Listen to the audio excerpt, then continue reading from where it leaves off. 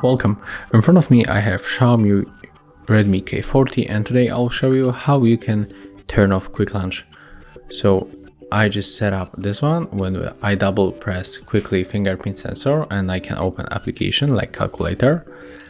To turn it off, you have to go for settings, find additional settings, go for gesture shortcuts, and find option if it is linked to the double fingerprint sensor, or turn on torch or launch the camera.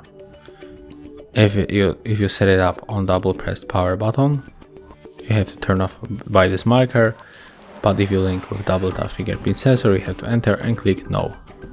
And right now, as you can see, it's not working. So if you find this video helpful, remember to leave a like, comment and subscribe to our channel.